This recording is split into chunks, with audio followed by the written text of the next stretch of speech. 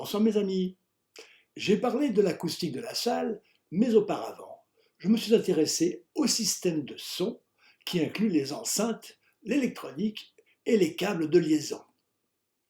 Je me suis toujours intéressé au son, et quand j'ai gagné mon premier argent, je me suis empressé d'acheter un tourne-disque de qualité de la marque Garrard. Je l'avais gagné en travaillant pour mon père le samedi, les jours fériés et pendant les vacances de Noël et de Pâques.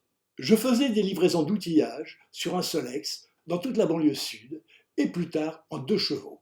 Je travaillais aussi sur les machines d'affûtage avec des meules diamants qui envoyaient des gerbes d'étincelles avec beaucoup de bruit. Je ne me préoccupais pas de mon avenir, car il paraissait tout tracé dans l'entreprise qui commençait à se développer. J'ai acquis des enceintes qui me paraissaient de bonne qualité, jusqu'à ce que je rencontre un jeune garçon, Alain Dugas, très au fait de la hi-fi de haut niveau. Il me conseilla pour acheter de meilleures enceintes et vendit plusieurs de mes tableaux électroniques animés en musique. Un jour, en 1982, je fis la première présentation publique d'un de mes tableaux électroniques Connexion, dans le théâtre, aujourd'hui disparu, qui se trouvait à côté du bowling du jardin d'acclimatation. Pour l'occasion, on m'avait prêté des enceintes à pavillon qui ne se révélèrent pas satisfaisantes. Le lendemain, dans la voiture qui emportait le matériel, le technicien Wally me parla de la possibilité de transformer les 4 enceintes que j'avais en un gros système qui devait être plus efficace. On se mit d'accord sur le prix qu'il me demandait et il commença la modification, puis disparut. Pendant des mois, je dus lui courir après pour qu'il poursuive ce que je lui avais commandé. J'étais exaspéré par ce garçon qui ne respectait pas ses promesses et laissait mes enceintes en plan. Au bout d'un an, il me dit qu'il ne pouvait plus continuer et me présenta un de ses copains qui devait achever le travail. Mais qui se ressemble s'assemble, et encore pendant un an je fus sur les nerfs. Pendant tout ce temps, j'avais observé comment est fait l'intérieur d'une enceinte et j'ai pensé que j'étais capable de le faire tout seul. Je me suis lancé dans l'aventure et entrepris d'énormes enceintes sous l'influence de Wally qui m'avait poussé dans une direction irréaliste. J'ai construit de nombreux systèmes pour apprendre comment arriver à un son qui me soit pleinement satisfaisant. Pour le financer, je les vendais au fur et à mesure à des amis moins exigeants. Je suis arrivé à des baffles de plus en plus gros, utilisant 11 haut-parleurs par enceinte, et je suis même allé jusqu'à des enceintes multi-amplifiées qui utilisaient un ampli par haut-parleur. Pour pouvoir les ajuster, je suis allé jusqu'à la frontière suisse pour acheter un filtre à 5 voix, rarissime. Pour régler cet ensemble de 1800 watts, j'ai acheté un appareil analyseur du spectre sonore muni d'un micro pour mesurer les fréquences. On diffusait un son bruit blanc ou bruit rose qui faisait une sorte de chuchotement. Mais très vite, je me suis rendu compte qu'aucun des réglages qui étaient bons en mesure n'était satisfaisant à l'écoute et j'ai décidé de ne plus me servir que de mes oreilles beaucoup plus précises. Pendant des années, je me plongeais dans le noir total pour avoir une perception du son plus fine, assis au milieu de la pièce et vers 18h30, moment où mon écoute est la plus sensible. Très vite, j'ai eu envie d'habiller ces grosses boîtes et de les transformer en personnages féminins et masculins. Voulant pousser au maximum la ressemblance avec un personnage, je suis allé trouver une amie dont les proportions physiques correspondaient.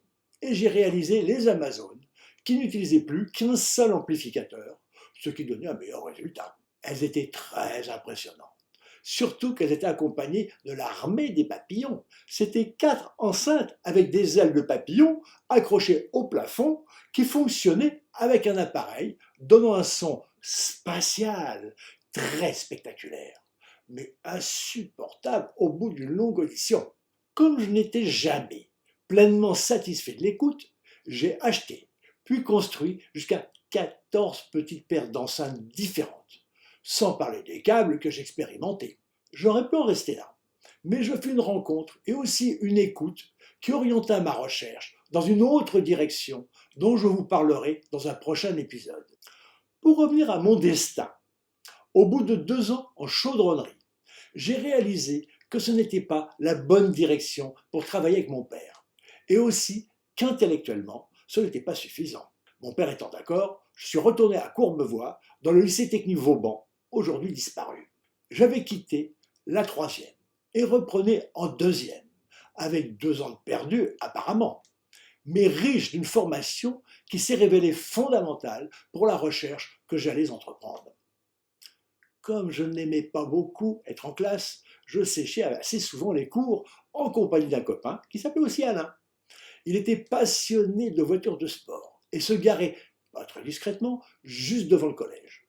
On partait ensemble, lui pour aller faire la mécanique et moi pour étudier sérieusement chez moi. Pendant cette période, je me suis inscrit dans une équipe de rugby à Puteaux et c'est le seul sport que j'apprécie.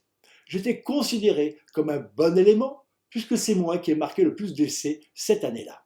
Une première fois, je me suis déplacé un ménisque au genou droit. Puis, quand on est arrivé en finale d'une compétition, comme on arrivait en file indienne sur le terrain, je suis tombé dans une ornière et je me suis fait une entorse au pied gauche. Je portais le maillot numéro 13. Après, fatigué d'être couvert de bleu tous les lundis matins, j'ai arrêté le sport. Auparavant, à 14 ans, j'avais pratiqué la gymnastique de compétition dans l'équipe de Courbevoie, alors championne de France, et avec des résultats honorables. Quand j'ai passé le bac, Alain était assis juste derrière moi. À cause de tous les cours qu'on avait séchés, on était mal considérés au lycée. Pourtant, on fut reçus tous les deux et j'obtins même une mention assez bien. Après avoir lu les résultats, je suis allé dans un café à côté pour en avertir mes parents. Plusieurs élèves attendaient de téléphoner. Et oui, on n'avait pas de portable. Là, je rencontre une fille qui a changé ma vie, le destin. Dominique était un peu plus âgée que moi et avait une grande expérience de la vie. En particulier, elle avait des copains architectes et me planta une graine dans la tête en m'en parlant. Mais surtout, elle me fit connaître, après des débuts difficiles, tant ma timidité me bloquait, les joies de l'amour physique en me dépucelant. Je vous dirai la prochaine fois ce qui arriva après.